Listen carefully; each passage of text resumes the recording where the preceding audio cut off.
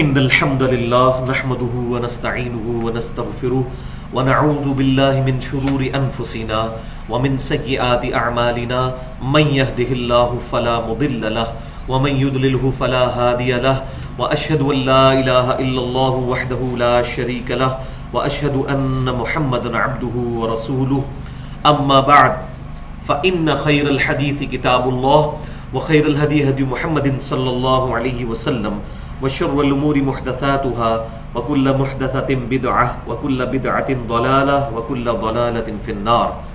أعوذ بالله السميع العليم من الشيطان الرجيم من همزه ونفخه ونفثه. بسم الله الرحمن الرحيم. رب اشرح لي صدري ويسر لي أمري واحلل عقدة من لساني يفقهوا قولي. بسم الله الرحمن الرحيم. إن الله وملائكته يصلون على النبي يا أيها الذين آمنوا صلوا عليه وسلموا تسليما. اللهم صل على محمد وعلى آل محمد كما صليت على إبراهيم وعلى آل إبراهيم إنك حميد مجيد. اللهم بارك على محمد وعلى آل محمد كما باركت على إبراهيم وعلى آل إبراهيم إنك حميد مجيد. آج انشاءاللہ تعالی قرآن کلاس نمبر 87 کے تحت سورۃ المائدہ کی آیت نمبر 64 سے شروع کریں گے. اس سے جو پچھلا لیکچر تھا تقریباً ایک مہینہ پہلے، اس میں ہم نے سورۃ المائدہ کی آیت نمبر 62 اور 63 کے تحت رزق حلال کی اہمیت اور رزق حرام اور فتنہ مال اور دنیا پرستی کا انجام اور اس کا علاج، اس ٹاپک کے تحت گفتگو کی تھی، جو کہ مسئلہ نمبر 51 کے نام سے بھی اہل سنت پاک.com پر اپلوڈ ہو چکی ہے، لیکچر نمبر 86. تو آج اللہ کا نام لے کر انشاءاللہ آیت نمبر 64 سے شروع کریں گے. بسم اللہ الرحمن الرحیم. وقالت اليہود ید اللہ مغلولہ. اور یہودی کہتے ہیں کہ اللہ کا ہاتھ جکڑا ہوا ہے، یعنی اللہ تبارک و تعالیٰ معاذ اللہ کنجوس ہے، کیونکہ بار بار ترغیب دلائی جا رہی تھی کہ اللہ کی راہ میں خرچ کرو، اللہ کی راہ میں خرچ کرو. تو اس کو یہودیوں نے نیگیٹو پروپیگنڈا کرنا شروع کر دیا کہ اللہ تعالیٰ تو اس لیے مانگ رہے ہیں ہم سے کہ معاذ اللہ خود وہ محتاج ہے. یہ مضمون جو ہے وہ سورہ آل عمران کے اندر بھی گزرا ہے، جس میں ان کا کلام نقل ہوا کہ یہ کہتے ہیں کہ اللہ تعالیٰ فقیر ہے اور ہم اغنیا ہیں. تو اللہ تبارک و تعالیٰ نے ان کا جواب دیتے ہوئے اسی طریقے سے سختی کے ساتھ ارشاد فرمایا، غلت ایدیہم، ان کے ہاتھ جکڑے جائیں. یعنی اللہ کے دیے ہوئے مال میں سے جب اللہ اپنی راہ میں خرچ کرنے کے لیے سوال کرتا ہے تو یہ کہتے ہیں کہ معاذ اللہ، اللہ تبارک و تعالیٰ جو ہے اس کے ہاتھ جکڑے ہوئے ہیں، ان کے ہاتھ جکڑے جائیں. وَلُعِنُوا بِمَا قَالُوا، اور ان پر لعنت ہو ان کے اس قول کے سبب جو انہوں نے کہا کہ معاذ اللہ، اللہ تعالیٰ کے ہاتھ جکڑے ہوئے. اللہ تعالیٰ تو اپنے بندوں کو آخرت کی ابدی نعمتیں دینا چاہتا ہے، اور اسی لیے اللہ تعالیٰ اپنے بندوں سے انفاق فی سبیل اللہ کا مطالبہ کرتا ہے، تاکہ اسے بڑھا چڑھا کر قیامت والے دن ان کے لیے اجر و ثواب کے طور پر جو ہے وہ ذخیرہ ہو جائے. بل یداہ مبسوطتان، بلکہ اللہ تعالیٰ کے تو دونوں ہاتھ کھلے ہوئے ہیں. اب یہ دونوں ہاتھ متشابہات میں سے ہیں، ان کی ہم تعویل بھی نہیں کرتے اور نہ ان کی تفسیر بیان کرتے ہیں. اسماء و صفات کے مسئلے میں یہ معاملہ اللہ کے سپرد کرتے ہیں، جیسا کہ اس کی شان کے لائق ہے اس کے دو ہاتھ. اور اس کانٹیکسٹ میں میری تقریباً 40 منٹ کی گفتگو ہے ایکسکلوسیو مسئلہ نمبر 41 کے نام سے اہل سنت پاک.com پر نور من نور اللہ وحدت الوجود علم الکلام اس ٹاپک کے اوپر گفتگو ہے. اس میں میں نے اسماء و صفات کا مسئلہ بھی ڈیٹیل کے ساتھ کلیئر کیا ہے کہ اہل سنت کے علماء اور ائمہ کی کیا رائے ہے اس بارے میں. ينفق کیف یشاء، اللہ تعالیٰ خرچ کرتا ہے جیسے چاہتا ہے. تو اللہ کے ہاتھ جکڑے ہوئے نہیں، بلکہ اللہ تو خود خرچ فرمانے والا ہے، اور اسی کی ترغیب مومنین کو، ایمان والوں کو دلاتا ہے. وَلَيَزِيدَنَّ كَثِيرًا مِّنْهُمْ مَا أُنزِلَ إِلَيْكَ مِن رَّبِّكَ طُغْيَانًا وَكُفْرًا، اور ضرور بڑھا دے گا ان کا کفر اور سرکشی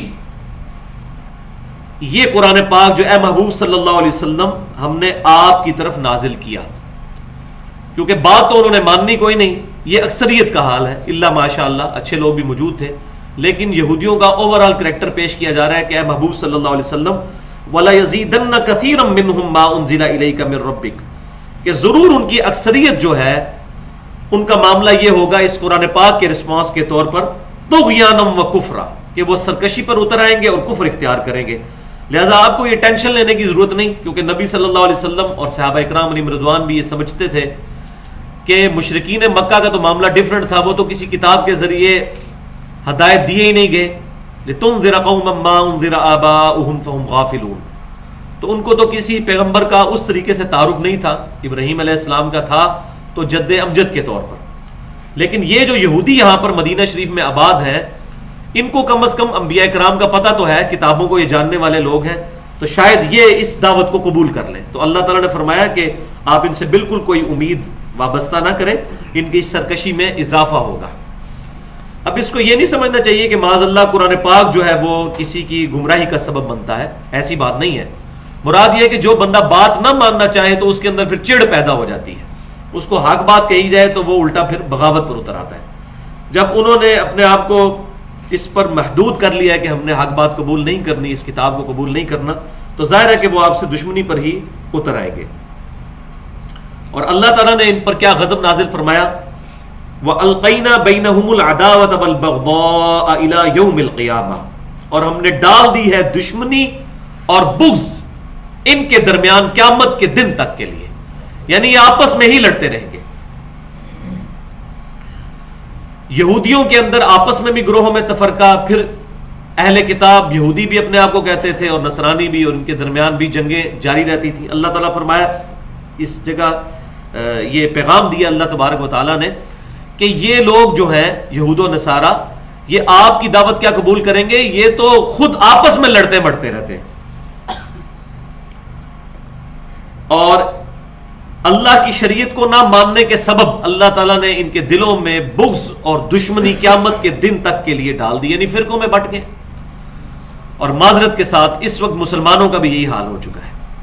میں بار بار عرض کر چکا ہوں اس قرآن کلاس کے دوران کہ جب بھی یہود و نصارہ کا ذکر ہوتا ہے تو یہ کبھی نہ سمجھیں کہ یہ گزشتہ لوگوں کی باتیں ہیں، بلکہ اللہ تبارک و تعالیٰ امت محمدیہ صلی اللہ علیہ وسلم کو یہ میسج دے رہا ہے کہ تم سے زیادہ لاڈلی ایک امت تھی پہلے، جس میں ہم نے 3 کتابیں بھی نازل فرمائی، اس کے علاوہ کتنے صحائف نازل فرمائے، 1400 سال تک انبیاء کا سلسلہ ان میں نہیں ٹوٹا، اور بڑے بڑے انبیاء کرام علیہ السلام، سیدنا موسیٰ علیہ السلام، سیدنا داؤد علیہ السلام، سیدنا سلیمان علیہ السلام، سیدنا عیسیٰ علیہ السلام ان میں مبعوث ہوئے. لیکن انہوں نے جب انبیاء کی دعوت کو نہیں مانا تو ان کا انجام کیا ہوا. تو بالکل اس طریقے سے جس طرح اللہ تعالیٰ نے ان کے درمیان تفرقہ ڈال دیا، یہ اللہ تعالیٰ نے خود نہیں ڈالا بلکہ اللہ تعالیٰ کی ڈیوائن مور ان پر لگ گئی. جیسا کہ کوئی شخص اگر جرم کرتا ہے تو اس جرم کی سزا میں اگر کسی چور کے ہاتھ کاٹے جائیں تو یہ نہیں کہا جا سکتا کہ قاضی نے اس کے ہاتھ کاٹ دیے، بلکہ یہ کہا جائے گا کہ اس کو اپنے جرم کی سزا ملی. تو یہ جو جرم ہے ان کا شریعت کو نہ ماننا، اس کی سزا یہ ہے کہ تفرقہ پڑ جاتا ہے. اللہ تبارک و تعالیٰ پھر ان کے درمیان جو دشمنی ہے اس کو دور نہیں ہونے دیتا، اللہ تبارک و تعالیٰ اس کو اسی طریقے سے اوپن اینڈ چھوڑ دیتا ہے. استغفر اللہ و اتوب الیہ.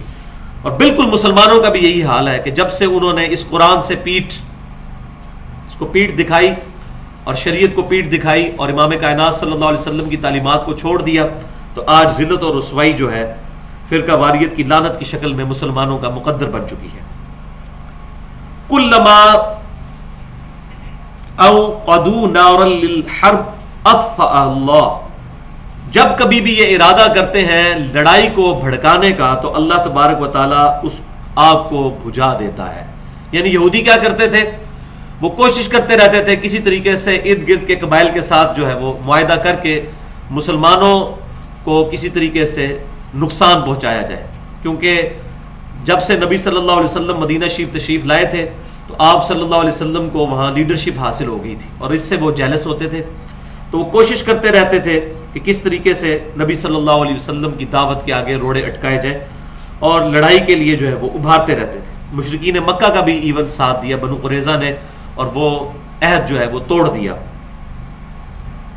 وَيَسْعَوْنَ فِي الْأَرْضِ اور یہ زمین میں کوشش کرتے ہیں فساد کی.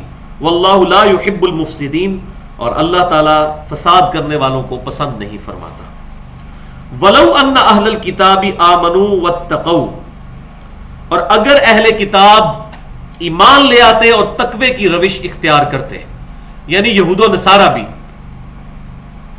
لَكَفَّرْنَا عَنْهُمْ سَيِّئَاتِهِمْ تو اللہ تعالیٰ فرماتا ہے کہ ہم ضرور ان سے دور کر دیتے ان کی برائیاں, یعنی ان کے پرانے سارے گناہ اللہ تعالیٰ معاف کر دیتا, اگرچہ ان کے جرائم کی لسٹ بہت زیادہ ہے, لیکن اگر وہ نیک نیتی کے ساتھ اس کتاب پر ایمان لے آتے, آپ صلی اللہ علیہ وسلم کی دعوت کو قبول کر لیتے, تو اللہ تعالیٰ ان کی برائیاں جو ہے وہ محو کر دیتا. وَلَأَدْخَلْنَاهُمْ جَنَّاتِ النَّعِيمِ اور اللہ تعالیٰ ضرور انہیں داخل فرما دیتا جنت کے باغوں میں, لیکن اگر یہ دعوت قبول کر لیتے. تو 8-9 بندوں کے علاوہ یہودیوں میں سے کسی نے دعوت قبول نہیں کی آپ صلی اللہ علیہ وسلم کی, اور ان میں بھی ٹاپ آف دا لسٹ سیدنا عبداللہ بن سلام رضی اللہ تعالیٰ عنہ تھے, جو یہودی عالم تھے جنہوں نے اسلام قبول کیا. وَلَوْ أَنَّهُمْ أَقَامُوا التَّوْرَاةَ وَالْإِنْجِيلَ اور اگر وہ قائم کر لیتے تورات کو اور انجیل کو, یعنی بنی اسرائیل کی طرف جو یہ 2 مین کتابیں نازل کی گئیں, تورات جس کے اندر ان کی شریعت تھی اور انجیل جس میں حکمت تھی. وَمَا أُنزِلَ إِلَيْهِم مِّن رَّبِّهِمْ اور جو کچھ بھی ان کی طرف ان کے رب کی طرف سے نازل کیا گیا تھا یہودیوں کی طرف اور عیسائیوں کی طرف, اہل کتاب کی طرف, اگر وہ اس کو قائم کر لیتے. قائم کرنے سے مراد یہ ہے کہ اس کے احکامات کے مطابق فیصلے کرتے, خود بھی پریکٹس کرتے, اور اپنے جو دنیا کے نظام کو ان کتابوں اور شریعت کے تحت لے آتے, تو کیا ہوتا. اب یہ ساتھ ساتھ یاد رکھیے گا, یہ ہمیں بھی خطاب ہو رہا ہے. اگر یہود و نصارہ کو اللہ تعالیٰ اس بات کا تانا دے رہا ہے کہ تم لوگ اگر کتابوں پر عمل کر لیتے تو تمہارے ساتھ یہ انعامات ہوتے, تو ہمیں بھی یہی کہا جا رہا ہے. ہم بھی اہل کتاب ہیں, قرآن کی روح سے ہم بھی اہل کتاب ہیں, اور احادیث میں تو واضح طور پر ملتا ہے کہ آپ صلی اللہ علیہ وسلم نے اہل قرآن یا اہل کتاب کہہ کر مسلمانوں کو جو ہے وہ خطاب فرمایا. تو اگر وہ تورات اور انجیل کے مطابق عمل کرتے اور جو ان کو شریعت دی گئی تھی ان کی طرف نازل ہوئی اس پر عمل کرتے, لَأَكَلُوا مِن فَوْقِهِمْ وَمِن تَحْتِ أَرْجُلِهِمْ تو اللہ تعالیٰ ان کو اتنا رزق ان کے لیے فراہ کر دیتا کہ وہ اپنے اوپر سے بھی کھاتے اور اپنے نیچے سے بھی کھاتے. تو اس کا پھر آپ سمجھ لیں وائس ورسا کہ جب کوئی شریعت کو توڑتا ہے تو اللہ تبارک و تعالیٰ کی طرف سے پھر رزق کی تنگی, اور رزق میں صرف آپ مال اور دولت نہ سمجھیے گا, سب سے بڑا رزق جو اللہ تعالیٰ نے ہمیں عطا کیا ہے وہ ایمان کی دولت ہے. اللہ کی جتنی نعمتیں ہیں وہ اللہ کا رزق ہی ہے. تو اگر وہ کتابوں پر عمل کر لیتے تو اپنے اوپر اور اپنے نیچے سے کھاتے, اللہ تبارک و تعالیٰ ان کو کھلاتا, ان کو رزق عطا فرماتا. منہم امۃ مقتصدہ ان میں سے ایک جماعت ایسی بھی ہے جو اعتدال پسند ہے, یعنی حق بات کی طرف وہ مائل ہونے والی ہے. لیکن اکثریت کا حال کیا ہے, وَكَثِيرٌ مِّنْهُمْ سَاءَ مَا يَعْمَلُونَ اور اکثر ان میں سے بہت برے اعمال کرنے والے لوگ ہیں. یہود اکثریت جو ہے وہ حق کو قبول کرنے والی نہیں ہے. اب آ رہی ہے جناب وہ شورى آفاق کتاب میں سے آیت مبارکہ, جو میں سمجھتا ہوں کہ کتاب اللہ اور وحی کے اعتبار سے اللہ تبارک و تعالیٰ نے یہ آیت نازل فرما کر مسلمانوں کو حق بالکل واضح کر کے بتا دیا, تاکہ کوئی بھی دین کے نام پر مسلمانوں کو دھوکہ نہ دے سکے. اور یہ آیت مبارکہ ہے سورہ المائدہ کی آیت نمبر 67. بسم اللہ الرحمن الرحیم. یا ایھا الرسول بلغ ما انزل الیک من ربک, اے رسول اللہ صلی اللہ علیہ وسلم آپ پہنچا دیجئے ہر وہ چیز لوگوں تک جو اللہ تعالیٰ نے آپ پر نازل فرمائی. تو تعویل خاص کے اعتبار سے تو یہ قرآن کے بارے میں ہی ہے, اور تعویل عام کے اعتبار سے سنت بھی اس میں داخل ہے. وَإِن لَّمْ تَفْعَلْ اور بالفرض اگر آپ نے یہ کام نہ کیا, یعنی آپ کی طرف جو اللہ تعالیٰ نے وحی کی اور آپ کو جو دین کی تعلیم دی یہ لوگوں تک آپ نے نہ پہنچائی, فَمَا بَلَّغْتَ رِسَالَتَهُ تو پھر آپ نے بھی رسالت کا حق ادا نہیں کیا. وَلِعَاذُ بِاللَّهِ تَعَالَى یہ بات صرف سمجھانے کے لیے ہے انٹینسٹی کلیئر کرنے کے لیے ہے کہ رسولوں کو بھی اللہ تبارک و تعالیٰ نے اس چیز کا پابند کیا ہے کہ وہ ہر چیز کھول کھول کر اپنی امتوں تک پہنچا دیں. واللہ یعصمک من الناس، اور اللہ تعالیٰ آپ کو لوگوں سے بچائے گا. لوگوں کی آپ نے پرواہ نہیں کرنی کہ کسی کو فیور دیتے ہوئے یا کسی کے ڈر کی وجہ سے حق بات کو چھپا لیں. یہ محال تھا، یہ ہمیں سمجھانے کے لیے ہے. اللہ تعالیٰ آپ کی حفاظت فرمانے والا ہے. ان اللہ لا یہدی القوم الکافرین. لیکن یہ بات بھی ساتھ یاد رکھیے گا، بے شک اللہ تعالیٰ اس قوم کو کبھی ہدایت نہیں دیتا جس نے جان بوجھ کر خود کفر اختیار کر لیا. جس کو میں ایک مثال سے سمجھاتا ہوں کہ جو بندہ سویا ہوا ہے بھائیو اس کو تو جگایا جا سکتا ہے، لیکن جو شخص جان بوجھ کر آنکھیں بند کر کے لیٹا ہوا ہے، اس کی نیت ہی نہیں اٹھنے کی فجر کے وقت نماز پڑھنے کی، اب اس کے والد صاحب اس کو جتنا مرضی جھنجھوڑتے رہے اس نے کوئی نہیں اٹھنا. تو اللہ تعالیٰ فرما رہا ہے کہ میں کافروں کو ہدایت نہیں دیتا. کیا مطلب؟ کہ کافروں کو ہدایت ہی نہیں ملے گی؟ یہ مطلب نہیں ہے. کافروں کو تو سب سے زیادہ ہدایت کی ضرورت ہے، جو ایمان کی دولت سے بھی دور ہے. لیکن اللہ تبارک و تعالیٰ بیسیکلی یہ ارشاد فرما رہا ہے کہ جن لوگوں نے جان بوجھ کے کفر اختیار کیا ہوا ہے ان کو ہدایت نہیں ملے گی. لہذا پروفٹ کو بھی اس کی ٹینشن لینے کی ضرورت نہیں کہ آپ صلی اللہ علیہ وسلم اتنے احسن طریقے سے دعوت پیش کر رہے ہیں اور لوگ آپ صلی اللہ علیہ وسلم کی دعوت پر لبیک نہیں کہہ رہے. تو آپ صلی اللہ علیہ وسلم کو تسلی دی جا رہی ہے کہ آپ نے ٹینشن نہیں لینی. بے شک جنہوں نے جان بوجھ کے خود کفر اختیار کیا ہے وہ حق بات تو قبول ہی نہیں کریں گے. بھائیو اس آیت کے کانٹیکسٹ میں نے 1 گھنٹہ اور 22 منٹ کی گفتگو کی تھی 3 ہفتے پہلے اہل سنت پاک.com پر. مسئلہ نمبر 55A کے نام سے وہ اپلوڈ ہو چکی ہے. علم لدنی اور صوفیاء کے عقائد اور نظریات کا تحقیقی جائزہ. اس میں پیوٹ اسی آیت کے اوپر تھا. اس میں نے ڈیٹیل کے ساتھ جو صوفیاء کا نظریہ ہے کہ قرآن اور سنت کے پیرلل کچھ دین کی ایسی چیزیں ہیں جو کہ اصل دین ہے، وہ سینہ بسینہ ٹریول کرتی ہیں، وہ کتابوں میں ڈھونڈنے سے نہیں ملتی، وہ آپ نے کسی بندے کے پاس جانا ہے وہ آپ کو بتائے گا. معاذ اللہ، استغفر اللہ واتوب الیہ. تو ان پر علمی گرفت جو ہے ظاہر ہے 5-10 منٹ میں تو ممکن ہے نہیں ہے. یہ بات لوگ یہ بھی کہتے ہیں بات پھیلا دی جاتی ہے. بھائی بات پھیلانا تو مجبوری ہے. اگر 2-4 الفاظ میں بات کسی کو سمجھ آ جاتی تو اللہ تعالیٰ سے تو بہتر سمجھانے والا کوئی نہیں. اتنی موٹی کتاب کیوں نازل ہوئی ہے؟ 1 صفحہ ہی ہوتا ہے اس کتاب کا. تو اتنی آسانی سے بات سمجھ نہیں آتی. پھر شیطان کے وسوسے کتنے ہوتے ہیں، کتنے شیطان کی طرف سے جو ہے وہ اشکالات ہوتے ہیں جن کو سیٹل کرنا ہوتا ہے. تو میں نے ڈیٹیل کے ساتھ اس لیکچر میں اس کو ایڈریس کیا ہے. لیکن یہاں پر میں چلتے چلتے صرف پوائنٹ کے طور پر 4 حدیثیں بیان کر دیتا ہوں 8-10 منٹ میں، تاکہ یہاں پر ضمناً جو ہے گفتگو میں ہماری یہ چیز جو ہے ریکارڈنگ میں بھی آ جائے اور یہ بات تازہ بھی ہو جائے. تو بھائیو اس آیت نمبر 67 کے کانٹیکسٹ میں صحیح بخاری اور صحیح مسلم کے اندر متفقن علیہ حدیث ہے اما عائشہ رضی اللہ تعالیٰ عنہا کا قول کہ وہ یہ آیت پڑھتی تھی، یا ایھا الرسول بلغ ما انزل الیک من ربک، اے اللہ کے رسول صلی اللہ علیہ وسلم آپ پہنچا دیجئے ہر وہ شے جو اللہ نے آپ کی طرف نازل فرمائی. وَإِن لَّمْ تَفْعَلْ فَمَا بَلَّغْتَ رِسَالَتَهُ، اور اگر بالفرض آپ نے یہ نہ پہنچایا تو آپ نے بھی پھر رسالت کا فریضہ ادا ہی نہیں کیا.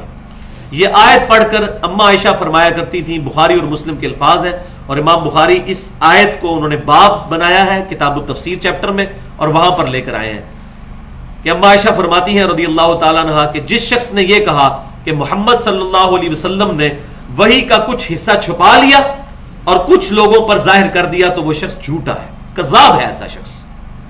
اور یہ تو اما عائشہ کی جو ہے وہ شرافت تھی کہ انہوں نے بڑا چھوٹا لفظ استعمال کیا، کذاب ہے.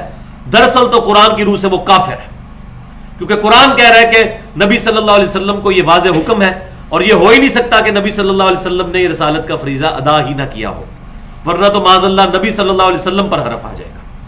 تو ظاہر ہے اس کے اندر امپلائڈ ہے کہ چونکہ آپ صلی اللہ علیہ وسلم نے ہر بات پہنچا دی امت تک، اور اس میں یہ بھی نہیں کہ خاص لوگوں کو خاص بات پہنچانی ہے اور عام لوگوں کو عام بات نہیں، کیٹاگوریکل مینشن ہے کہ آپ پر جو بھی نازل ہوا وہ آپ نے پہنچانا ہے. لہذا اس آیت کے تحت اگر کسی کا یہ عقیدہ ہے کہ نبی صلی اللہ علیہ وسلم نے جو ہے وہ کچھ باتیں چھپا لی تھیں تو وہ بھی کافر ہے، اور اس میں امپلائڈ ہے یہ بات کہ کچھ خاص باتیں خاص لوگوں کو بتائیں جن کا تعلق دین کے ساتھ تھا اور باقی لوگوں کو نہیں بتائیں، وہ سینہ بسینہ ٹریول کر رہی ہیں تو یہ عقیدہ بھی فاسد ہے دین کے ساتھ. کیونکہ منافقین کے نام آپ نے سیدنا حذیفہ ابن یمان رضی اللہ تعالیٰ عنہ کو بتائے تھے, تو وہ معاملہ ہمارے دین کے ساتھ نہیں. ان کو منع کیا تھا کسی کو بتانے بھی نہیں, لہٰذا اس کا تعلق دین کے ساتھ تو ہے نہیں ہے. وہ تو آپ صلی اللہ علیہ وسلم نے ان کو نام ارشاد فرمائے تھے, اسی لیکچر میں نے ڈیٹیل کے ساتھ اس کی وجہ بھی بیان کی ہے. دوسری حدیث جو ہے وہ صحیح مسلم میں ہے, حجۃ الوداع کا خطبہ آپ صلی اللہ علیہ وسلم کا, کتاب الحج چیپٹر میں انٹرنیشنل نمبرنگ کے مطابق 2950, کہ آپ صلی اللہ علیہ وسلم نے جب صحابہ کرام علیہم رضوان سے کنکلوڈنگ گفتگو کی تو اس میں آپ صلی اللہ علیہ وسلم نے فرمایا کہ میں اپنے بعد تم میں وہ چیز چھوڑ کر جا رہا ہوں کہ جس کو مضبوطی سے پکڑ لوگے تو کبھی گمراہ نہیں ہوگے, اور وہ اللہ کی کتاب ہے. پھر آپ صلی اللہ علیہ وسلم نے ارشاد فرمایا کہ کیا میں نے اپنے رب کا پیغام تم تک پہنچا دیا؟ تو تمام صحابہ کرام علیہم رضوان نے بیک زبان کہا کہ آپ صلی اللہ علیہ وسلم نے اپنے رب کا پیغام ہم تک پہنچا دیا, آپ صلی اللہ علیہ وسلم نے ہمیں نصیحت فرما دی, آپ صلی اللہ علیہ وسلم نے ہماری بڑی خیر خواہی فرمائی. وہاں کوئی شخص کھڑا نہیں ہوا کہ اللہ کے رسول صلی اللہ علیہ وسلم جو خاص باتیں آپ نے دین کی مجھے بتائی ہیں, جو سینہ بسینہ پھر صوفیاء کے ذریعے آگے ٹرانسفر ہونی ہے, وہ میں لوگوں کو بتا دوں کہ نہ بتاؤں. کوئی بندہ کھڑا نہیں ہوا, سب نے کہا کہ آپ نے سب تک پہنچا دیا. پھر آپ صلی اللہ علیہ وسلم نے 3 دفعہ اپنی مبارک انگلی شہادت کی آسمان کی طرف بلند کی اشارہ کرتے ہوئے, اور پھر صحابہ کرام کی طرف, اور اللہ کے حضور عرض کی, اے اللہ گواہ رہنا, اے اللہ گواہ رہنا, اے اللہ گواہ رہنا. یہ مان رہے ہیں کہ میں نے حق بات ان تک پہنچا دی. تو آپ صلی اللہ علیہ وسلم نے اسی طرح کا ایک عہد اگلے دن پھر لیا, یوم النہر والے دن, یعنی 10 ذوالحجہ 10 ہجری کے اندر, قربانی والے دن آپ صلی اللہ علیہ وسلم کا خطبہ, اور وہ صحیح بخاری میں بھی ہے اور صحیح مسلم دونوں میں موجود ہے, حجۃ الوداع والے چیپٹر میں, کہ وہاں آپ صلی اللہ علیہ وسلم نے بڑی ڈیٹیل وہاں بھی گفتگو کی, اور اس میں آپ صلی اللہ علیہ وسلم نے اینڈ پر ارشاد فرمایا. یہ پوری حدیث میں نے اسی 55A مسئلے میں بیان کر دی ہے کہ یہ بتاؤ کہ قیامت والے دن جب میرا رب تم سے میرے متعلق پوچھے گا تو کیا تم اس بات کی گواہی دو گے کہ میں نے اللہ کا پیغام تم تک پہنچا دیا؟ تو سب نے بیک زبان ہو کر کہا کہ اللہ کے رسول صلی اللہ علیہ وسلم ہم گواہی دیں گے کہ آپ نے اپنے رب کا پیغام ہم تک پہنچا دیا. تو پھر آپ صلی اللہ علیہ وسلم نے وہاں فرمایا, یہاں پر ایکسٹرا الفاظ ساتھ یہ ہیں کہ اب یہ تمہاری ذمہ داری ہے کہ اس حق بات کو دوسرے لوگوں تک پہنچا دو. اور بسا اوقات ایسا ہوتا ہے کہ جس کو بات پہنچائی جا رہی ہوتی ہے وہ اس سے زیادہ یاد رکھنے والا ہوتا ہے جو کہ بات بیان کر رہا ہوتا ہے. اور اس میں آپ صلی اللہ علیہ وسلم نے اشارتاً یہ بات ارشاد فرما دی کہ امت میں دعوت و تبلیغ کے اعتبار سے کچھ عرصے بعد ہی عربیوں سے یہ کام چھن کر اجمیوں کے پاس چلا جائے گا. اور آپ دیکھ لیں الحمدللہ حدیث کے جتنے بڑے بڑے امام ہیں ان میں سے کوئی بھی عربی النسل نہیں ہے سوائے امام شافعی رحمۃ اللہ علیہ کے. باقی آپ امام بخاری کو لے لیں, امام مسلم کو, امام ابو داؤد کو, یہ سب کے سب لوگ جو ہیں وہ عجم کے رہنے والے. امام بخاری رحمۃ اللہ علیہ بخارا سے, رشیا سے اٹھے. امام ابو داؤد, امام ترمذی جو ہیں وہ ہمارے یہ پڑوسی ملک افغانستان یہاں سے گئے. امام مسلم جو ہیں ایران کے رہنے والے تھے. اسی طریقے سے اللہ تبارک و تعالیٰ نے اپنے دین کی خدمت جو ہے وہ غیر عرب سے پھر لی. تیسری حدیث صحیح بخاری میں جو مشہور حدیث پیش کی جاتی ہے اس کانٹیکسٹ میں کہ سیدنا ابو ہریرہ رضی اللہ تعالیٰ عنہ کہتے ہیں میں نے نبی صلی اللہ علیہ وسلم سے 2 پیالے لیے, ایک وہ جو میں نے تم پر ظاہر کر دیا, اور دوسرا اگر میں تم پر ظاہر کر دوں تو تم میری شہرت کاٹ دو. تو وہ کہتے ہیں یہ جو دوسرا جو پیالہ تھا علم کا, یہ ظاہر نہیں کیا سیدنا ابو ہریرہ نے, تو وہ اصل میں وہی علم لدنی ہے. اور اس سے پھر وہ دفاع کرتے ہیں اپنے بزرگوں کی کفریہ عبارات کا. ظاہر ہے کہ اب کوئی بندہ کلمہ پڑھوائے گا لا الہ الا اللہ چشتی رسول اللہ, تو عام آدمی تو کہے گا کہ اس کی گردن اتاری جائے, یا لا الہ الا اللہ اشرف علی تھانوی رسول اللہ, تو عام آدمی تو کہے گا اس کی گردن اتاری جائے. یا کوئی شخص کہے انا الحق, میں ہی اللہ ہوں, میں ہی حق ہوں, سبحانی ما اعظم و شانی کہے, تو یہ ساری کی ساری چیزیں پول میں نے الحمدللہ 2 ریسرچ پیپرز ہیں ان میں کھول دیے ہوئے ہیں اہل سنت پاک .com پر. ریسرچ پیپر نمبر جو ہے 2A اندھا دھند پیروی کا انجام, اور 2B ہے غیر اسلامی نظریات بمقابلہ اسلامی عقائد. اس میں تقریباً دونوں کے ملا کے آپ سمجھیں 50 کے قریب ایگزامپلس میں نے کوٹ کی ہیں جو صوفیاء کے ہاں اللہ اور اس کے رسول صلی اللہ علیہ وسلم کی گستاخیاں ملتی ہیں. تو ظاہر ہے کہ جب وہ باتیں بتائی جاتی ہیں تو کہتے ہیں جی یہ معرفت کی باتیں آپ کو سمجھ نہیں آئیں گی. تو یہی دیکھیں نا، حضرت ابو ہریرہ بھی تو اس لیے ڈرتے تھے اس طرح کی باتیں کرتے ہوئے. تو بھائیو سیدنا ابو ہریرہ نے خود ہی بیان فرما دیا کہ وہ باتیں کیا تھیں. وہ بھی صحیح بخاری کے اندر کتاب الفتن چیپٹر کے اندر حدیث موجود ہے. سیدنا ابو ہریرہ رضی اللہ تعالیٰ عنہ کہتے ہیں کہ نبی صلی اللہ علیہ وسلم نے ارشاد فرمایا کہ میری امت کی تباہی قریش کے چند نوجوانوں کے ہاتھوں میں ہونے والی ہے، اور اگر میں چاہوں تو میں ان نوجوانوں کے نام، ان کے قبیلوں کے نام بھی تمہیں بتا دوں. اور پھر اس کے آگے ہی روایت کے اندر ملتا ہے کہ جو راوی سیدنا ابو ہریرہ سے سن رہے ہیں یہ روایت، ان کا بیٹا کہتا ہے کہ ہمارے والد صاحب یہ ہم سے حدیث بیان کرتے تھے سیدنا ابو ہریرہ کے ریفرنس سے، اور جب شام میں حکومت آ گئی بنو امیہ کی تو انہوں نے کہا کہ یہی وہ نوجوان لڑکے تھے جن کے بارے میں سیدنا ابو ہریرہ بات کرتے ہوئے ڈرتے تھے. اور باقی حدیث کی کتابوں میں ڈیٹیل کے ساتھ ملتا ہے کہ وہ کہا کرتے تھے اے اللہ مجھے 60 سے پہلے پہلے موت دینا اور نوجوان لڑکوں کی حکومت سے پہلے پہلے. 60 ہجری میں ہی حضرت معاویہ رضی اللہ تعالیٰ عنہ کی وفات ہوئی، اور یزید بن معاویہ جو ہے نوجوان لڑکا جس کی اس وقت ہارڈلی عمر 34 سال تھی، یعنی مجھ سے بھی 1 سال کم، تو وہ جو ہے وہ تخت نشین ہو گیا. حالانکہ کتنے صحابہ کرام علیہم رضوان جو ہیں اس وقت موجود تھے. تو اس معاملے میں الحمدللہ میرا ریسرچ پیپر نیا بھی چھپ چکا ہے ریویژن کے ساتھ، ریسرچ پیپر نمبر 5A، رافضیت، ناسبیت اور جزیدیت کا تحقیقی جائزہ. اور کچھ باتیں جو میں پہلے ڈرتے ہوئے بیان نہیں کرتا تھا الحمدللہ وہ اب انٹلیکچوئل ترتیب کے ساتھ بڑے ادب کے دائرے کے اندر اندر الحمدللہ وہ باتیں بھی لکھ دی ہیں. اور اب میں سمجھتا ہوں کہ کسی بھی اعتبار سے یہ پمفلٹ جو ہے وہ کمزوری کا شکار نہیں ہے. پہلے بھی نہیں تھا لیکن اب زیادہ مضبوط ہو گیا. وہ انشاءاللہ آپ کو لیکچر کے بعد مل جائے گا. اور اب میں نے ارادہ کیا ہے کہ اب یہ دعوت ہم فکر حسین تحریک خلافت کی روح ہے یہ جو لے کر اٹھے ہیں، تو ہر لیکچر کے بعد جو ہے یہ پمفلٹ بھی ساتھ لوگوں کو دیا جائے تاکہ لوگوں کو حق بات کلیئر ہو. تو اس میں یہ سیدنا ابو ہریرہ رضی اللہ تعالیٰ عنہ کی یہ جو حدیث ہے اس کی پوری تفسیر اس کے اندر موجود ہے کہ وہ نوجوان لڑکے کون تھے. تو یہ کوئی علم لدنی نہیں تھا. اور چوتھی حدیث جو ہے وہ صحیح بخاری اور صحیح مسلم کی متفق علیہ حدیث ہے. سیدنا علی رضی اللہ تعالیٰ عنہ سے کسی نے آ کے پوچھا کیا رسول اللہ صلی اللہ علیہ وسلم نے آپ کو کوئی خاص باتیں ایسی ارشاد فرمائی ہیں جو باقیوں کو ارشاد نہ فرمائی ہوں؟ تو آپ رضی اللہ تعالیٰ عنہ نے کیٹاگوریکل ڈینائی کیا کہ آپ صلی اللہ علیہ وسلم نے ہمیں کوئی ایسی خاص بات نہیں بتائی جو باقیوں کو نہ بتائی ہو. ہاں البتہ یہ میرے پاس ایک صحیفہ ہے جو انہوں نے اپنی تلوار کی نیام میں سے باہر نکالا اور فرمایا کہ اس پر یہ لکھا ہوا ہے کہ قیدیوں کے احکام کیا ہیں، اور اسی طریقے سے اگر کوئی غیر مسلم کسی مسلمان کو قتل کر دے تو اس کے بدلے میں کوئی مسلمان اگر غیر مسلم کو قتل کر دے تو اس کے بدلے میں مسلمان قتل نہیں ہوگا بلکہ اس کی دیت دی جائے گی، خون بہا دیا جائے گا. اور اس طرح کے اور احکامات تھے جو میں نے ڈیٹیل کے ساتھ اس لیکچر میں بتا دیا. اسی طریقے سے اس میں یہ بھی لکھا ہوا تھا کہ مدینہ حرم ہے، جس نے مدینہ میں بدعت کو جاری کیا یا کسی بدعتی کو پناہ دی تو اس پر اللہ کی لعنت، فرشتوں کی لعنت اور تمام لعنت کرنے والوں کی لعنت جس نے مدینہ کی حرمت کو پامال کیا. اور پھر سیدنا علی نے فرمایا کہ جہاں تک قرآن کا تعلق ہے تو اس کا فہم تو ہر مسلمان کو اللہ تعالیٰ نے جو عطا فرمایا وہ اس کا حصہ ہے. تو قرآن کے علاوہ آپ صلی اللہ علیہ وسلم نے کوئی ایسی خاص بات تعلیم نہیں فرمائی. لہٰذا صوفیاء کے ہاں جو یہ سیدنا علی کے بارے میں یہ بھی عقیدہ موجود ہے اس کا بھی رد الحمدللہ اس حدیث کے ساتھ ہو جاتا ہے. اس کے علاوہ جتنی چیزیں ہیں وہ میں نے ڈیٹیل کے ساتھ مسئلہ نمبر 55A میں 1 گھنٹہ اور 22 منٹ کی گفتگو جو ہے اہل سنت پاک .com پر علم لدنی اور صوفیاء کے عقائد اور نظریات کا تحقیقی جائزہ اس میں نے کر دی ہے الحمدللہ.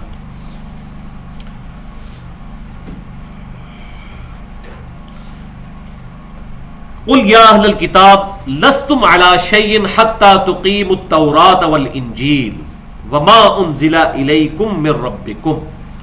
بڑے سخت الفاظ آ رہے ہیں، یہ سمجھ لیں کہ یہ ہمارے سر پہ بھی تھوڑا پڑ رہا ہے. اے اہل کتاب تم کوئی شے نہیں ہو، تمہاری کوئی حیثیت ہی نہیں ہے، تمہاری کوئی وقعت ہی نہیں ہے.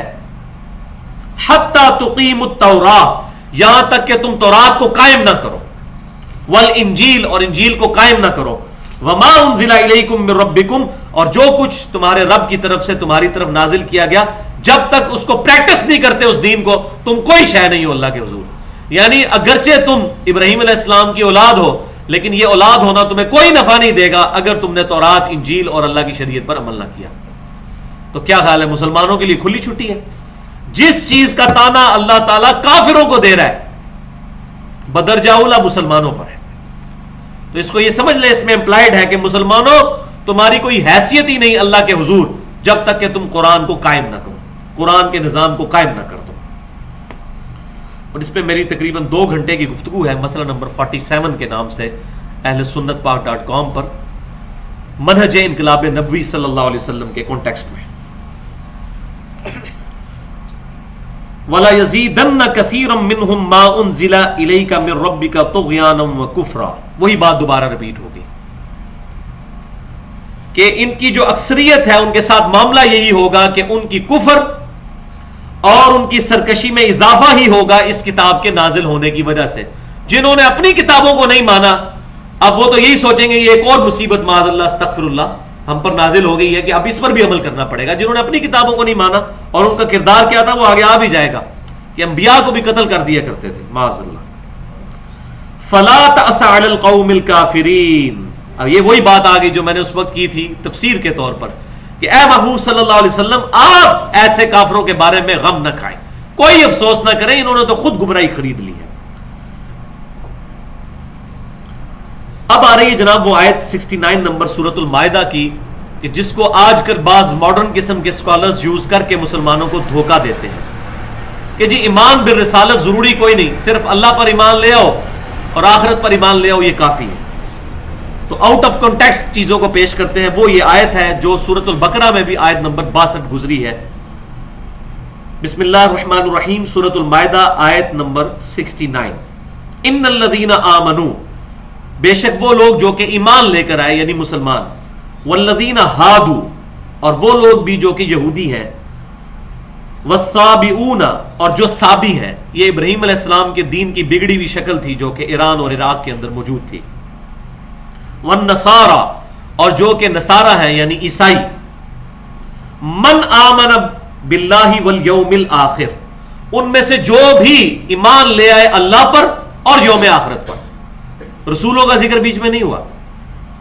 وعمل صالحا، اور نیک اعمال اختیار کر لے، فلا خوف علیہم ولا هم يحزنون، تو ان کو نہ کوئی خوف ہوگا اور نہ کوئی غم ہوگا قیامت والے دن. تو اس آیت کو وہ مس یوز کرتے ہیں. وہ کہتے ہیں کہ اگر ایمان بالرسالت ضروری ہوتا تو اس میں یہ بیان ہوتا کہ اللہ کے ساتھ رسولوں پر بھی ایمان لانا ضروری ہے، لہٰذا اگر کوئی توحید کا اقرار کر لے اور آخرت کو مان لے اور اچھے اعمال کرے، چاہے وہ عیسائی ہے، یہودی ہے، مسلمان ہے، ہندو ہے، کوئی بھی ہے، اور پھر وہ آپ کو پتہ ہے کہ اللہ کو تو ہندو بھی مانتے ہیں، پیچھے تو ان کا وہی عقیدہ ہے کہ بڑا بھگوان جو ہے وہ تو اللہ ہی ہے. عیسائی بھی مانتے ہیں اس گاڈ کو وہ کیپٹل جی کے ساتھ لکھتے ہیں، دوسرے جو گاڈز ہیں ان کو چھوٹے جی کے ساتھ لکھا جاتا ہے، تو مانتے تو سارے ہیں. تو یہ جو دین الہی کا کانسیپٹ بھی ہمارے سب کانٹیننٹ میں جو جلال الدین اکبر تھا اس کے ذریعے پھیلا، مغل بادشاہ، تو اس میں بھی یہی کانسیپٹ دیا گیا کہ جب اللہ ایک ہے تو اصل معاذ اللہ استغفر اللہ تفریق ڈالنے والے تو پیغمبر ہیں. کہ دیکھو جو حضرت موسیٰ علیہ السلام کے ساتھ اٹیچ ہیں وہ یہودی بن گئے، جو حضرت عیسیٰ علیہ السلام کے ساتھ اٹیچ ہیں وہ اپنے آپ کو عیسائی کہتے ہیں، جو محمد صلی اللہ علیہ وسلم کے ساتھ اٹیچ ہیں وہ تو کہتے ہیں کہ ہم مسلمان ہیں. تو یہ بیسیکلی انبیاء کی وجہ سے تفرقہ انسانیت میں پڑ گیا ہے معاذ اللہ استغفر اللہ. حالانکہ تمام انبیاء کی تعلیمات ایک ہی ہے، شریعت میں کہیں ایک تھوڑا بہت فرق آیا ہے، لیکن بنیادی تعلیم جو ہے عقیدہ توحید وہ سب کے اندر اسی طریقے سے موجود ہے. اور ایون آج بھی کتابیں تبدیل ہونے کے باوجود جہاں تک عقیدہ توحید کا سوال ہے تو وہ اسی طریقے سے الحمدللہ محفوظ ہے آج بھی. اللہ تبارک و تعالیٰ جو قرآن پاک میں بار بار یہ کہتا ہے کہ اپنی کتابیں لے کر آؤ، ان کو پڑھو، ایتونی بکتاب من قبلی ھذا او اثارۃ من علم ان کنتم صادقین، سورۃ الاحقاف میں، کہ لاؤ اگر اس کتاب کو نہیں ماننا تمہارے پاس جو پہلے کی کتابیں موجود ہیں ان کو لے کر آؤ، یا کوئی انبیاء کے آثار علم کے چلتے آ رہے ہوں ان کو پڑھ کے دیکھ لو کہ کیا توحید سے کوئی ڈینائی کرنے والی چیز ہے. الحمدللہ آج بھی ٹیمپرڈ فارم میں جو اولڈ ٹیسٹیمنٹ تورات اور نیو ٹیسٹیمنٹ انجیل موجود ہے اس میں بھی کوئی بندہ ان ایمبیگوس ایک سٹیٹمنٹ بھی ایسی نہیں دکھا سکتا جو توحید کے منافی ہو. توحید کی اللہ نے حفاظت کرنی ہے، باقی تبدیلیاں اپنی جگہ، لیکن ایز فار ایز توحید از کنسرن الحمدللہ وہ محفوظ ہے. تو اس آیت کو سمجھ لیجئے بھائیو کہ ایمان بالرسالت جو ہے وہ اس میں پہلے ہی امپلائڈ ہے. کیوں؟ کہ یہ آیت آپ کو پتا کہاں سے چلی؟ نبی صلی اللہ علیہ وسلم کے ذریعے سے. تو پہلے پروفٹ کی تصدیق کرنی ہوگی تو تب اس کتاب کو مانیں گے نا. اگر کوئی کہے جی ہاں ہم نبی صلی اللہ علیہ وسلم پر نازل اس آیت کے تحت آپ سے حجت کر رہے ہیں، نبی صلی اللہ علیہ وسلم کو نہیں مانتے، تو جب آپ صلی اللہ علیہ وسلم کی پرسنالٹی ڈاؤٹ فل ہو جاتی ہے تو قرآن پاک تو بدرجہ اولا ڈاؤٹ فل ہو جائے گا، کیونکہ اس دنیا میں واحد اتھینٹسٹی پروفٹ صلی اللہ علیہ وسلم کی مبارک زبان ہے.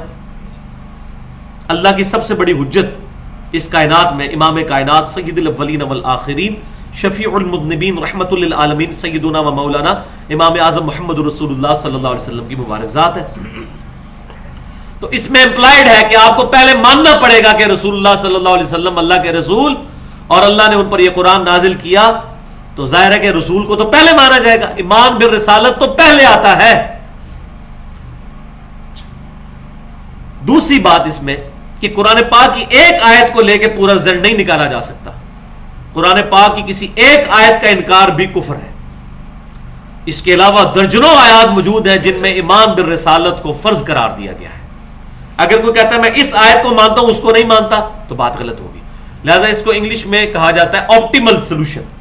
عربی میں اس کے لیے تطبیق کا لفظ ہوتا ہے کہ جب مختلف قسم کی باتیں آ رہی ہوں تو ان کو جمع کر کے ایک آپٹیمل رزلٹ نکالا جاتا ہے.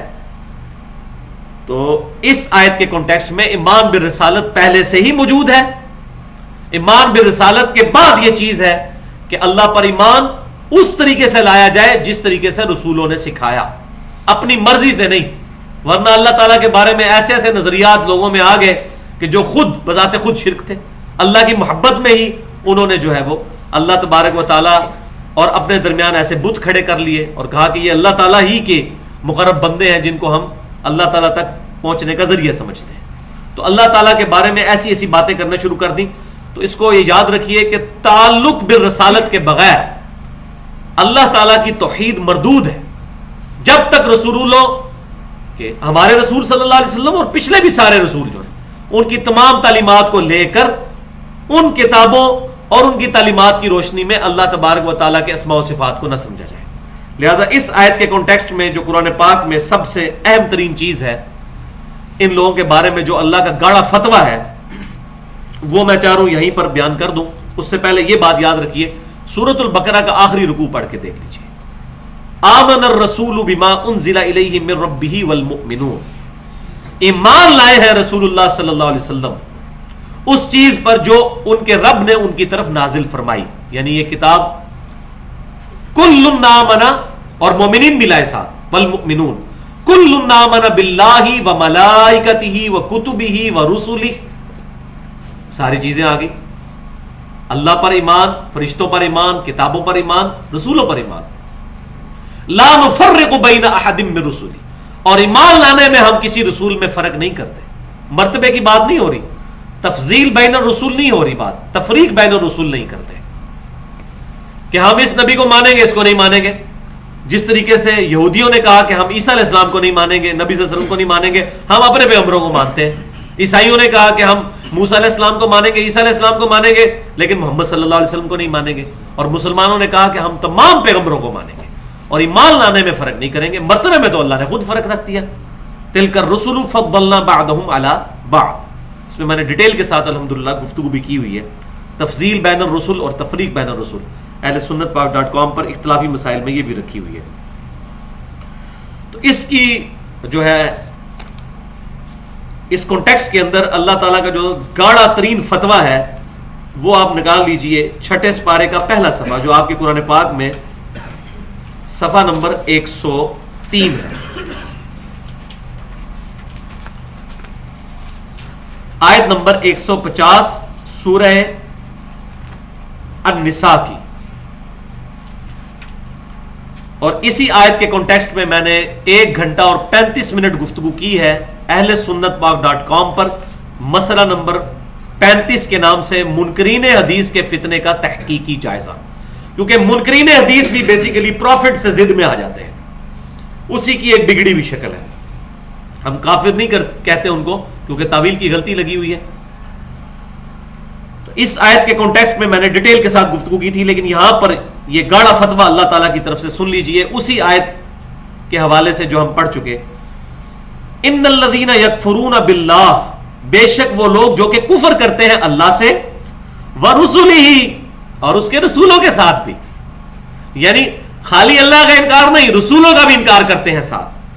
وَيُرِيدُونَ أَن يُفَرِّقُوا بَيْنَ اللَّهِ وَرُسُلِهِ، اور ان کا ارادہ یہ ہے کہ اللہ اور رسولوں کے درمیان فرق کر دیں، کہ اللہ کو مانیں گے رسولوں کو نہیں مانیں گے. فرق سے مراد یہ نہیں کہ رسولوں کو وہ اللہ کی طرح ماننا چاہیے، معاذ اللہ، خالق و مخلوق کا فرق تو رہے گا. یہاں یہ ہے کہ کوئی کہے کہ میں اللہ کو مانوں گا رسولوں کو نہیں مانوں گا. اسی کا جواب سورہ آل عمران کی آیت نمبر 31 میں بھی گزر چکا ہے. قُلْ إِن كُنْتُمْ تُحِبُّونَ اللَّهَ فَاتَّبِعُونِي يُحْبِبْكُمُ اللَّهُ، اے محبوب صلی اللہ علیہ وسلم ان سے فرما دیجئے اگر تم اللہ سے محبت کا دعویٰ رکھتے ہو تو پھر رسول اللہ کی اتباع کرنی ہوگی، پھر اللہ تعالیٰ تم سے محبت کرے گا اور تمہارے گناہوں کو بھی معاف کر دے گا. تو رسول اللہ صلی اللہ علیہ وسلم کے واسطے کے بغیر، آپ صلی اللہ علیہ وسلم کے وسیلے کے بغیر کوئی شخص اگر اللہ تک پہنچتا ہے تو اس کا تعلق باللہ مردود ہے. یہ وسیلہ وہ والا نہیں ہے جو عوام کے اندر ہے فلاں کے صدقے. وسیلے سے مراد ہے کہ آپ صلی اللہ علیہ وسلم کی تعلیمات کو چھوڑ کر کوئی اللہ تعالیٰ کا تعارف حاصل کرنے کی کوشش کرتا ہے تو وہ شیطانی توحید ہے، وہ رحمانی توحید نہیں ہے. اور اسی طریقے سے کوئی شخص اگر پیغمبروں کو اللہ تبارک و تعالیٰ کے برابر قرار دیتا ہے اور اس کو نام دیتا ہے محبت رسول کا، تو یہ شیطانی محبت رسول ہے، رحمانی محبت رسول نہیں ہے. تو یہ دونوں ایکسٹریم میں نے اس میں ڈیٹیل کے ساتھ مسئلہ نمبر 35 میں بیان کی ہیں، لیکن یہاں ترجمے سے ہی مسئلہ کلیئر ہو جائے گا. بے شک وہ لوگ جو کہ کفر کرتے ہیں اللہ کا اور اس کے رسولوں کا، اور وہ یہ چاہتے ہیں کہ فرق کر دیں اللہ اور اس کے رسولوں کے درمیان. وَيَقُولُونَ نُؤْمِنُ بِبَعْضٍ وَنَكْفُرُ بِبَعْضٍ، اور ساتھ وہ یہ بھی کہتے ہیں کہ ہم بعض رسولوں کو مانیں گے اور بعض کو نہیں مانیں گے. تو یہ دو فرق کرتے ہیں، ایک اللہ اور اس کے رسول کے درمیان فرق، پھر رسولوں کے درمیان بھی فرق کرتے ہیں کہ اس رسول کو مانیں گے اس کو نہیں مانیں گے. اچھا جی. وَيُرِيدُونَ أَن يَتَّخِذُوا بَيْنَ ذَلِكَ سَبِيلًا، اور یہ چاہتے ہیں کہ درمیان کی کوئی راہ تلاش کر لیں، اپنی مرضی کا کوئی دین پیش کر دیں. اولئک هم الکافرون حقا، یہ لوگ کٹر کافر ہیں. اللہ نے کہا شک کی کوئی نہیں، حقا کٹر کافر ہیں یہ لوگ جو اللہ اور رسولوں میں فرق کرتے ہیں یا رسولوں کے درمیان فرق کرتے ہیں. وَأَعْتَدْنَا لِلْكَافِرِينَ عَذَابًا مُهِينًا، اور اللہ تعالیٰ نے ایسے کافروں کے لیے ذلیل و خوار کر دینے والا عذاب تیار کیا ہوا ہے. خالی عذاب نہیں، عذابًا مُهِينًا، ایسا عذاب جو ذلیل و خوار کر دے گا جو اللہ رسولوں میں فرق کرتے ہیں یا رسولوں کے درمیان فرق کرتے ہیں ایمان لانے میں، کہ اللہ کو مانیں گے رسولوں کو نہیں مانیں گے، یا اللہ کو مانیں گے فلاں فلاں رسول کو مانیں گے فلاں رسول کو نہیں مانیں گے. وَلِعَاذُ بِاللَّهِ تعالیٰ. لہٰذا یہ آج مسئلہ یہ بھی کلیئر ہو گیا. جو اکثر لوگ، یہ مجھے غیر مسلم ملکوں سے بھی اکثر فون آتے ہیں مسلمانوں کے کہ یہ کافر جو آیت پیش کرتے ہیں، تو اس آیت کا جواب جب بھی کوئی بندہ سورۃ البقرہ کی آیت نمبر 62 پیش کرے یا یہ سورۃ المائدہ کی آیت نمبر 69 پیش کرے کہ جو ہے وہ قرآن سے جواب مانگے کہ قرآن سے بتائیے، حدیثیں تو بہت موجود ہیں، تو اس کو پھر بتائیں سورہ نساء کی آیت نمبر 150 اور 151 کہ تمہارے کفر میں تو شک ہی کوئی نہیں. اللہ تعالیٰ نے ڈائریکٹ یہ آیت نازل فرما دی ہے کہ جو اللہ رسولوں میں فرق کرے گا پکا کافر ہے. حدیثیں تو بہت موجود ہیں. صحیح مسلم میں حدیث ہے کتاب الایمان چیپٹر میں، آپ صلی اللہ علیہ وسلم نے فرمایا جس یہودی اور عیسائی نے میرے بارے میں سن لیا کہ میں اللہ کا رسول ہوں اور پھر مجھ پر ایمان نہ لایا تو وہ دوزخ میں جائے گا. واقعی اس تک اگر حق طریق سے بات پہنچ گئی اور وہ ایمان نہ لایا تو وہ دوزخ میں جائے گا، اس کے کفر میں شک ہی کوئی نہیں.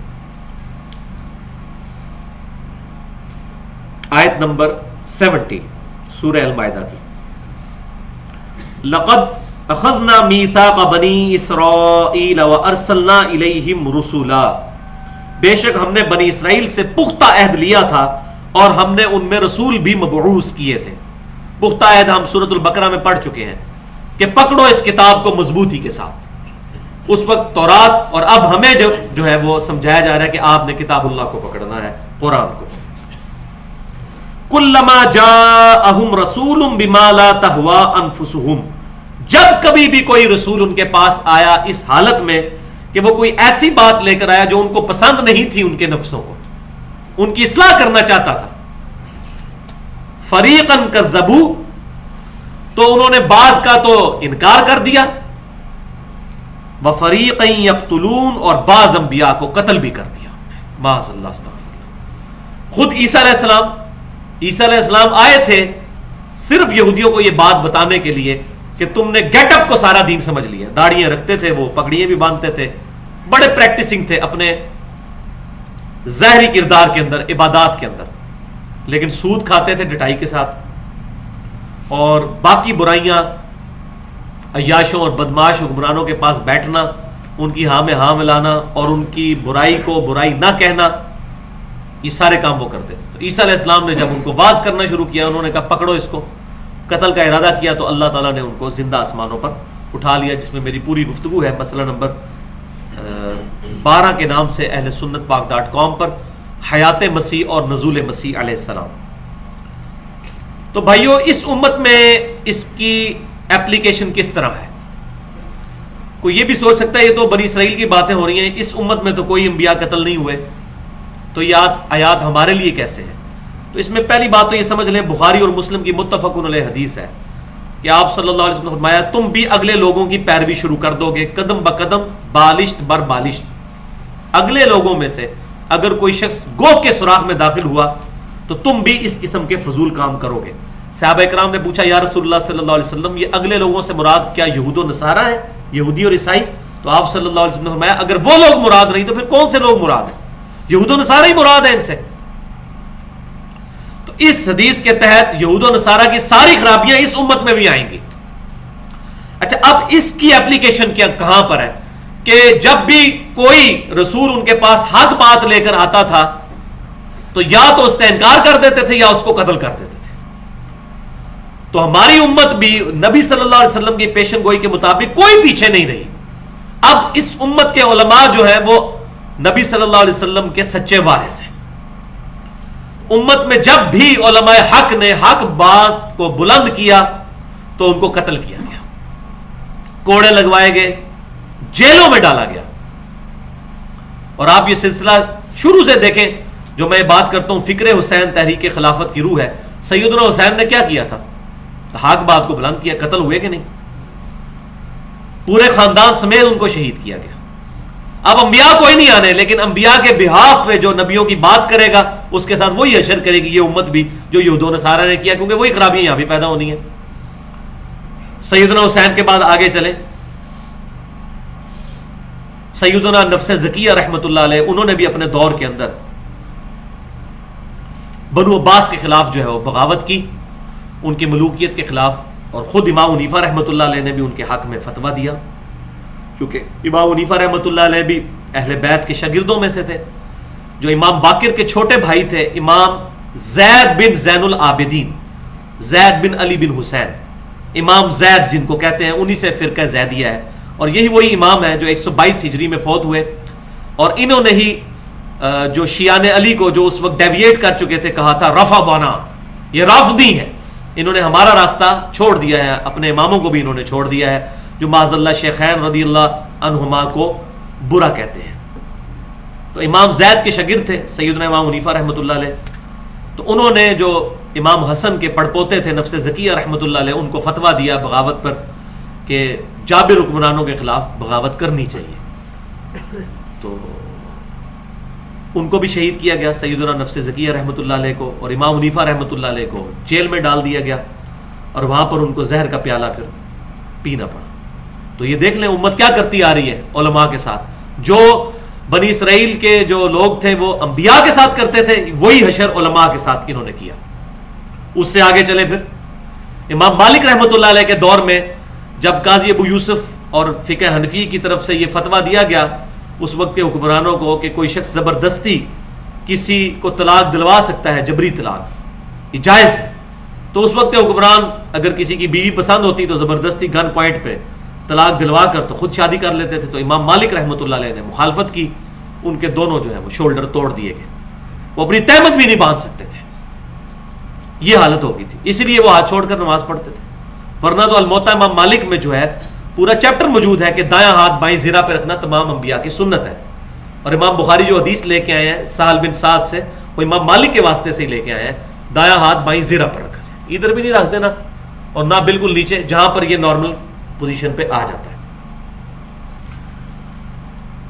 تو امام مالک رحمۃ اللہ علیہ ہاتھ نہیں باندھ سکتے تھے.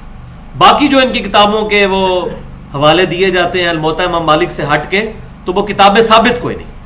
اس میں بڑے بڑے علماء مخالفت کرتے ہیں کہ امام مالک سے یہ کتابیں ثابت نہیں ہے جن میں لکھا ہے کہ امام مالک قائل تھے ہاتھ چھوڑ کر نماز پڑھنے کی. ہم اس کو فرض یا واجب نہیں سمجھتے. اگر کوئی ہاتھ چھوڑ کر نماز پڑھتا ہے تو زیادہ زیادہ خلاف سنت ہے، نماز تو ہو جائے گی.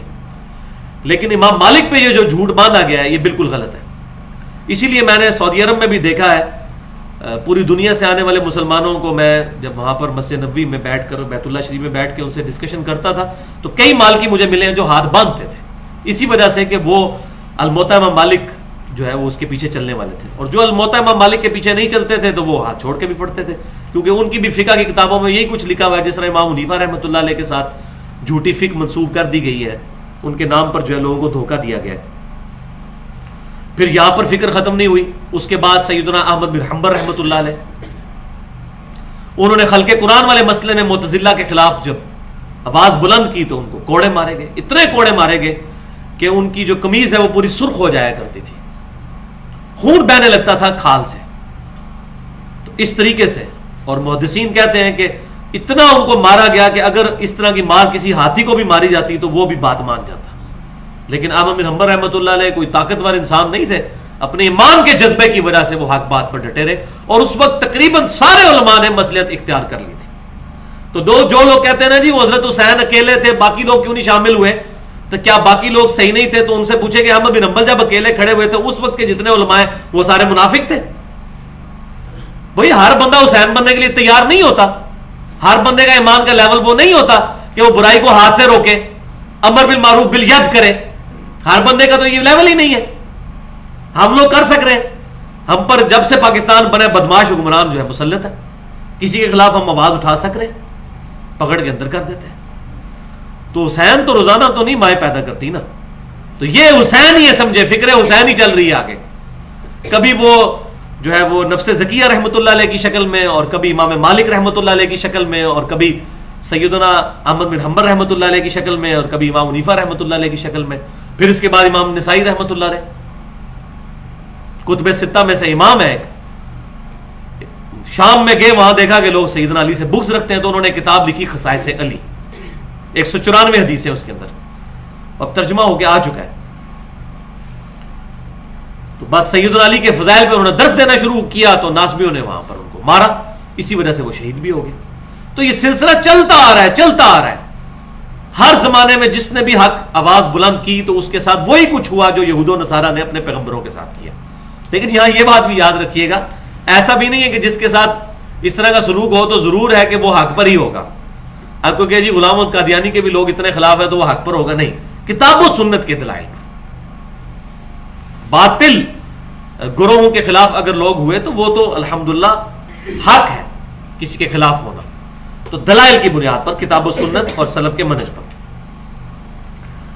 وَحَسِبُوا أَلَّا تَكُونَ فِتْنَةٌ، اور ان یہود و نصارہ نے یہ بات خود سے ہی سمجھ لی اور گمان کر لیا کہ اللہ تعالیٰ ان کو عذاب نہیں دے گا، جو مرضی کرتے پھرو. ان کی نسبت جو ہے انبیاء کے ساتھ. فَعَمُوا وَسَمُّوا، تو وہ اندھے بن گئے اور بہرے ہو گئے. اب ان کو جو بات بھی بتائی جائے انہوں نے اندھوں اور بہروں کی طرح بات سے روح گردانی کرنی شروع کر دی. انہوں نے کہا کہ ہم پر تو کوئی عذاب آ ہی نہیں سکتا، جو سورۃ البقرہ میں بھی گزرا کہ ہمیں اگر اللہ تعالیٰ نے دوزخ میں ڈالا بھی تو چند دن کے لیے، صرف لوگوں کے آنکھوں میں دھول جھونکنے کے لیے، پھر تو انشاءاللہ ہم جو کچھ بھی ہے اللہ تیرے محبوب کی امت سے ہے. وہی والی بات، اے اللہ چور ہیں، ڈاکو ہیں، بدماش ہیں، بے نمازی ہیں، تیرے مجرم ہیں، لیکن جو کچھ بھی ہے اللہ تیرے محبوب کی امت سے قبول فرما لے. ولیعوذ باللہ تعالیٰ لتر ہی پڑے اگر اللہ تبارک و تعالیٰ اس دنیا میں حساب کرے تو شرم کرنی چاہیے بات کرتے ہوئے بھی. ثم تاب اللہ علیہم، پھر اللہ تعالیٰ نے ان پر نظر رحمت فرمائی. یعنی ان تمام حرکتوں کے باوجود اللہ تعالیٰ کی طرف سے انبیاء کرام کا سلسلہ جاری رہا، اور بالآخر نبی صلی اللہ علیہ وسلم کو ان میں مبعوث کیا گیا یہ اللہ کی رحمت بن کر وما ارسلناک الا رحمۃ للعالمین بن کر آئے. ثم عموا وصموا، پھر یہ اندھے بن گئے اور پھر بہرے ہو گئے. یعنی تورات انجیل کا بھی انکار کیا اور اب اس کتاب کو بھی نہیں مان رہے. کثیر منہم، ان میں سے اکثر کا حال یہی ہے. واللہ بصیر بما یعملون، اور اللہ تعالیٰ دیکھ رہا ہے جو کچھ یہ کرتوت کر رہے ہیں. اس کے اندر دھمکی امپلائڈ ہے کہ یہ نہ سمجھنا کہ یہ تمہارے سارے کے سارے جرم جو ہیں یہ کہیں پر ریکارڈ نہیں ہو رہے اور اللہ تبارک و تعالیٰ معاذ اللہ جو ہے وہ لوگوں سے غافل ہے. ایسی بات نہیں ہے. اللہ تبارک و تعالیٰ اپنے تمام بندوں کے تمام اعمال سے واقف ہے، اور اس کے اندر دھمکی امپلائڈ ہے کہ یہ تمام چیزیں تمہاری نوٹ ہو رہی ہیں، ہم دیکھ رہے ہیں. جس طرح بغیر اس کی تمثیل کے بیان کیا جائے، باپ بھی جب بیٹے کو سمجھانے لگتا ہے کہتا ہے پتر جی میں ویکھدا میں ساری تیریاں چیزاں، اے نہ سمجھی کہ تو جڑا ہے سارے کام جڑے کر رہے ہیں میرے تو چھپے ہوئے ہیں. تو اس کے اندر دھمکی امپلائڈ ہوتی ہے کہ میں دیکھ رہا ہوں جو کچھ تمہاری یہ حرکتیں ہیں اور مجھے شکایتیں ملتی ہیں. تو اللہ تبارک و تعالیٰ نے بھی یہود و نصارہ کو یہ واضح طور پر دھمکی لگائی کہ تمہارے جو کرتوت ہیں یہ اللہ تعالیٰ کی بارگاہ میں ریکارڈ ہو رہے ہیں. تو بھائیو، اللہ تعالیٰ سے دعا ہے جو حق بات میں نے کہی اللہ تعالیٰ ہمارے دلوں میں راسخ فرمائے، اور جس بات میں اگر میرے منہ سے کوئی غلط بات نکل گئی تو اللہ تعالیٰ ہمارے دلوں سے محو کر دے. ہمیں کتاب و سنت کی تعلیمات کو سلف کے منہج کے مطابق، صحابہ اکرام علیہم رضوان، اہل بیت علیہم رضوان کی تعلیمات کے مطابق لوگوں تک پہنچانے کی توفیق عطا فرمائے. سبحانک اللہم و بحمدک، اشہد ان لا الہ الا انت، استغفرک و اتوب الیک، وما علینا الا البلاغ المبین.